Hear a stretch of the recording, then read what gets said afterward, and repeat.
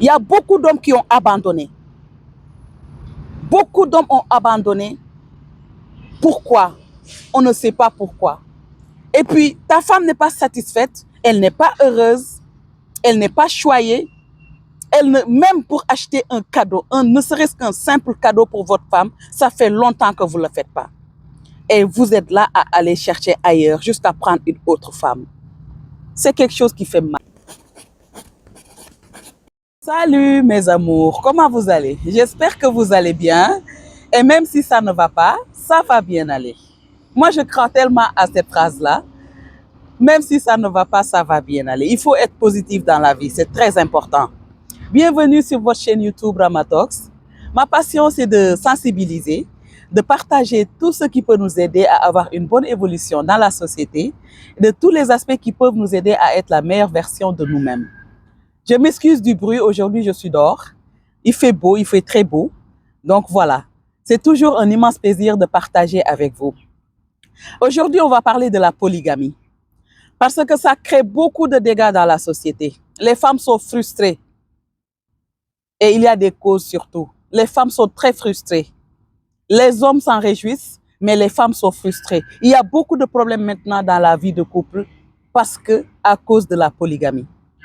Ce n'est pas dans toutes les religions, mais dans la religion musulmane, surtout chez nous en Afrique, dans certains pays, la polygamie est permise. Les hommes ont droit à prendre beaucoup de femmes. 4.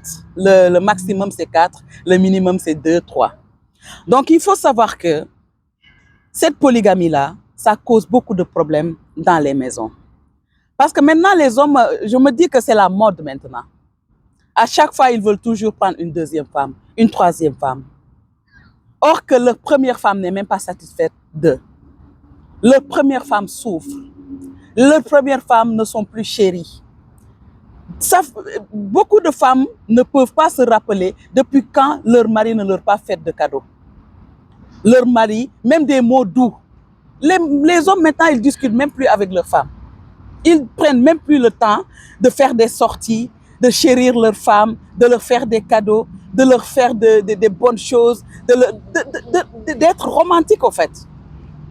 Il y a beaucoup de femmes qui sentent même plus leur mari. Elles ne sentent même plus leur mari. Il y a beaucoup d'hommes qui ont abandonné. Beaucoup d'hommes ont abandonné. Pourquoi? On ne sait pas pourquoi. Et puis, ta femme n'est pas satisfaite, elle n'est pas heureuse, elle n'est pas choyée. Même pour acheter un cadeau, ne serait-ce qu'un simple cadeau pour votre femme, ça fait longtemps que vous ne le faites pas. Et vous êtes là à aller chercher ailleurs jusqu'à prendre une autre femme. C'est quelque chose qui fait mal. Ça fait très mal au cœur. Les femmes sont tellement braves. Les femmes courent partout. Je connais des femmes exceptionnelles, des femmes exemplaires, des femmes pleines de valeurs et de vertus, qui font tout, qui se sacrifient pour leur foyer, qui se sacrifient pour leurs enfants, qui font tout pour garder la stabilité dans leur foyer. Mais les hommes, c'est le contraire. Ils ont hâte d'aller chercher ailleurs. Ils se glorifient même que j'ai 2 femmes, j'ai 3 femmes. Mais est-ce que tu subviens aux besoins de tes femmes? Combien d'hommes ont 2 femmes, 3 femmes et puis ils ne peuvent même pas subvenir aux besoins de leur femme? Même la première, ils ne peuvent pas subvenir aux besoins de la première. Toutes les femmes courent maintenant. Les femmes courent partout pour subvenir à leurs besoins. Et des fois même aux besoins de leurs enfants. C'est la réalité. Et puis toi que tu veux que cette femme-là reste zen, elle ne doit pas créer de problème parce que la religion a dit l'homme doit avoir une femme. Dans tout ce qui est dit dans le Coran, c'est juste cette phrase-là que vous retenez. Et pourtant, il y a beaucoup de choses que le Coran dit concernant le mariage. Mais cela ne vous intéresse pas. Vous êtes mes amis, les hommes. Vous êtes mes amis, vous êtes mes frères. Mais des fois, il faut savoir que vous faites beaucoup de mal aux femmes. C'est ça la réalité. Il y a beaucoup de manquements qui est dans la maison. Et vous laissez tout cela, vous allez voir une autre femme. Vous ne créez que des problèmes dans la maison. C'est ça la vérité. Vous ne pouvez pas avoir la même femme que vous aviez quand vous vous mariez. Parce que quand vous vous mariez, vous étiez prêt à tout pour la rendre heureuse. Mais des années après, on dirait qu'il n'y a même pas une femme dans la maison. Vous allez chercher une autre femme, vous l'amenez dans la maison et vous voulez que la paix règne là-bas? Ce n'est pas possible. Et des fois même, vous vous cachez. C'est après avoir pris une autre femme que vous venez dire à votre femme, oui, on m'a donné une femme, raconter des histoires. Vous croyez que la paix va être là-bas? Jamais. Donc, mes amours, les hommes, il faut revoir vos comportements. Vos femmes vous aiment. Vous avez de bonnes femmes, pleines de valeurs et de vertus. Elles se sacrifient. Elles ont tout laissé. Elles font tout pour garder la stabilité dans leur maison. Mais il faut savoir que vous faites mal aux femmes. Les femmes souffrent au plus profond d'elles. Et puis vous voulez qu'elles se calment, vous voulez qu'elles restent comme elles étaient avant. Ce n'est pas possible. Et cela même va se sentir dans votre intimité. Vous n'allez plus avoir la même femme que vous aviez parce qu'elle n'a plus confiance en vous. Son amour maintenant, il y a combien de femmes qui sont juste là à cause de leurs enfants, qui sont juste là pour ne pas quitter leur mariage. Mais ça fait longtemps qu'elles n'ont plus de sentiments ou de ressenti envers leur mari. Et tout ça, c'est à cause du comportement des hommes. Donc, revoyez votre comportement, même si votre religion vous le permet. Mais il y a des conditions d'abord. Il y a des conditions à remplir avant de chercher ailleurs. Donc, c'est ça que je voulais dire aujourd'hui à ces hommes-là qui sont là à courir partout pour aller chercher ailleurs. Et ils ont laissé du diamant, de l'or, une personne exceptionnelle, une personne extraordinaire à la maison.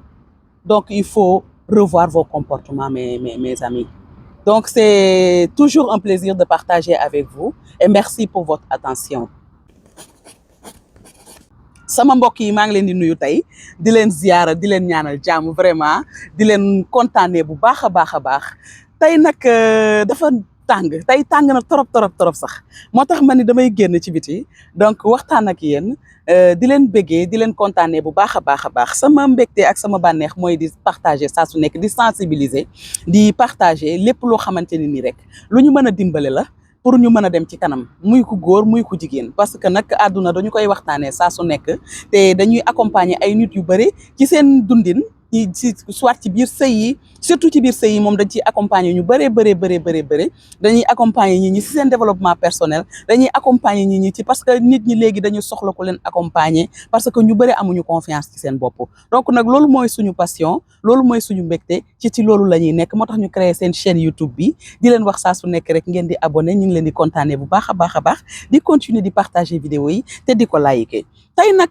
ma bëggoon waxtaanee loo xamante ni nii lu bari la lu xew la sax mën naa ni muy polygamie waaw muy maanaam takk benn jabar ñaari jabar ñetti jabar forever mu nekk loo xamante ni nii jigéen ñi ñu ngi ciy souffrir bu baax a baax parce que nag léegi dafa mel ni góor ñi dañ koo def modd kenn newu leen bu leen takk parce que nag nee ngeen diine ji moo ko santaane waaye diine ji li mu wax bari na ci sëy de diine ji li mu wax ci sëy ak a bari waaye benn rek moo leen ci intéressé yàlla nee na di góor lii dugg na fii ngeen ñaar jabar ñetti jabar ñeenti jabar samay xarit ngeen nag góor ñi samay xarit lañ man ku ma xam-xam ne góor ñi ñooy samay xarit mais da ngeen di déconné da ngeen di déconné nag parce que nag jigéen ñi ñu ngi souffrir seeni jabar ay ndaanaan lañu ay jàmbaar lañu jigéen ñu baax ngeen yor seen biir kër yi jigéen ñu bëgg sëy jigéen ñu bëgg njaboot ñu bàyyi lu bari nag sacrifié wu rek toog sampu ni dañuy sëy seeni sëy dañuy gérer seeni mariage mais yéen góor ñi wax dëgg yàlla bu ngeen ñuy wut wala bu ngeen demee ba dugal ñu seen biir kër début bi dafay neex lool vous êtes les meilleurs yéen a ngi ci cadeau yi yéen a ngi ci mbaax gi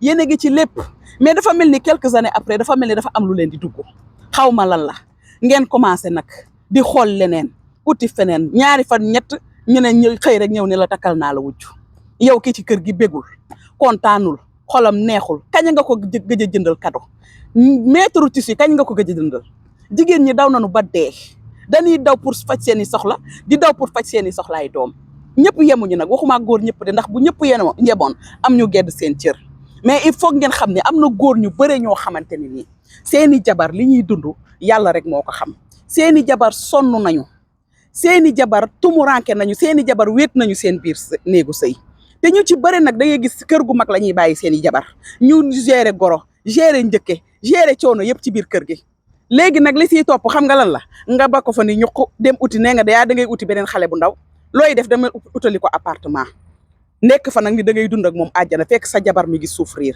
sa jabar xamul kañ nga ko gëj a jëndal tuuti kañ la feet gëj a ba tabaski bi ñuy jub si nii sa jabar xamul kañ la feet gëj a jot ba nga ne ko soxna si am lii kat jënd ci tuuti kañ nga ko gëj a defal cadeau du xaalis mën nga room dox sax ci mbedd bi gis pochette buy jaar 1000 francs ñii di jaay pochette yeeg yooyu noonu wala benn fulaar buy jal 1000 francs nga jënd ko wàcc ñëw ci kër gi jox ni sa jabar lii de dama ko room mu rafet may naa la ko jëndal sa jabar dafay kontaan dafay bég mais kañ ngeen gëj a bégal seen jabar yi kañ ngeen gëj a indil seen jabar yi loo xamante ne lu leen neex la abandonné ngeen bu yàgg jigéen ñi ay jàmbaar lañu ay sëykat lañu man damaa xam ay jigéen yoo xam ne dama leen a naw ndax seen jikko dama leen a naw ndax ni ñuy sëyee mais seen i jëkkër men noo xamante ni nii gisatuñ leen sax gisatuñ seen wala léegi nag yéen ngeen bëgg jigéen yooyu mel ni ñu meloon te balaa may dee ñu naan muñal dangaa war a muñ yàlla mo diine bi moo santaale lii bokk wërsëg la bokk wërsëg ba si lan bokk wërsëg ba man danga may sacrifier dafa la tooma dara xamatoo bëgg la tooma kañ nga gëj a sax waxtaan ak man gëj ngaa waxtaan ak man yàgg na gëj nañoo waxtaan man ak yow ba reetaan fàttaliku démb ak barki démb kaña nga gëj a toog ne ma soxna si ka jigéen ñi moom jigéen ñi léegi ñu ci bare defe nañ ñi dimanche pour fóot la ak toppatoo kër gi mais dimanche laaj na nga jot sa jabar nga ne ko dimanche bi nag moom bul def dara bul sax togg tey moom dañuy génn dem plage wala dañuy doxantu cherul da nga koy programmer rek bégal leen seen jabar yi bégal leen seen jabar yi béguñu ngeen ne leen fa ñuqu naan da ngeen di wuti beneen jigéen lii mooy dëgg bi samay xarit ngeen mais nag bu dëgg ci dañ koy wax seen jabar yi waxtaanatu leen ak ñoom communiquetu leen ak ñoom toogu leen sax di waxtaan ci seen avenir u doom yi yéen a ngi rek ci beneen jigéen topp ñu ci bëri nag seen i xarit ñoo leen ciy dugal seen i xarit ñoo leen naan waa mais yow booy dugg na fii génn na fii parce que nag man xam naa leen samay gaañ ngeen mais xam naa réalité bi waaw di leen dugal ci ay affaires yu dul jeex ba finalement lan lay jur ngeen dugg ci lu ngeen mënul ñaata góor tey ñoo dugg ci biir ñaari jabar ñëg nañu waaye mu ñu ñoo génn dañoo sañ a génn waaye ñu ngi bëgg a dee bu démb doon tey duñ si dugg wala balaa ñu cee dugg dañ koy xalaataat mais ñëg nañu nag fi mu toll nii mënatuñoo dellu ginnaaw kon nag balaa ngeen cee dugg gis nga ñaari jabar ak ñetti jabar du ngóora xam nga lan mooy ngóora benn bi nga yor nga fexe ba ko gis ñee ko ku gis say doom ñee leen waaw loolu mooy ngóora bu ngeen demee ba naan da ngeen di ut beneen na fekk ni la ngeen matal na fekk ni seen aawa bég na si yéen waaye ñaata góor ñoo xamante ne seen aawa yi seen xol yaa ngi dagg ñëpp goitre nañu jigéen ñi léegi ñëpp goitre nañu naqar ngeen bàyyi leen fa bu ko defee na nga naaw sama jabar léegi dafa changé sama jabar léegi toppatootul boppam sama jabar lii sama jabar laa fekk ni yow ci sa bopp yaa changé yow ci sa bopp bégalatoo sa jabar kañ la gëj a bég sa jabar kañ la gëj a am lu ko neex nga fi nekk di làqatu fu ne nga dugg fa di wuyu lu ne nga dugg ca ci def jékki-jékki indil ko koo xamante ne nag ku xamul coonoom xamul coono sa jabar xamul sa jabar mu ñëw naan day defanteeg sa jabar def ko moroom la koy def di defanteeg moom yow nga def ne loolu mooy fulla loolu mooy fayda dafa am loo xamante ne jekkul rafetul jigéen ñi ay jàmbaar lañu ay sëykat lañu waaw bu ngeen demee ba leen di indil leen def leen li ngeen xamante ni mooy seen wareef ci biir kër gi waaye jëndala tooma cadeau neexala tooma bégala tooma waxtaanatoo ak man xamoo lu ma neex xamoo lu ma naqari doo liggéey wàcc ba ne ma soxna si waaw naka sa journée mbaa tout va bien déedéet pour ñoom buñ ko defee dañoo ñàkk fayda góor ñi defe nañ ni bu ñu neexalee jigéen ñi rek dañ leen di yab déedéet benn jigéen du fi yab góoram jigéen ñi li ñu bàyyi dafa bari pour yéen dañoo sacrifier seen vie lu ne ñu dugg ci lu ne ñu def ko bàyyi lépp ñaata góor ñoo leen bëggoon ñu ne leen fa ñu ne yow la ñëw sëyal la ñëw nekk la ci sa biir kër waaye yow ko góor ki amoon leen loo def lu dul di ko fa bàyyi naan da ngay dem di doxaani mais sa jabar mënatu la sax respecté déedéet foofu respect mënatu fa am foofu confiance mënatu faa am foofu yëg dara gis nga guddi day jot sax sa jëkkër bu la laalee da sa xol bi dafay tàng jër doo ci bëgg dara bari na nag parce que nekk na loo xamante ni réalité la ñaata jigéen ñooy xamante ne ñi ngi toog ci biir kër yi rek ndax njaboot guddi bu jotee duñu yàkkamti sax guddi jot ba seen jëkkër di leen teg loxo ndax xol bu jeex pare nañ ci seen i jëkkër bu yàgg dañoo xamul nu leen di def rek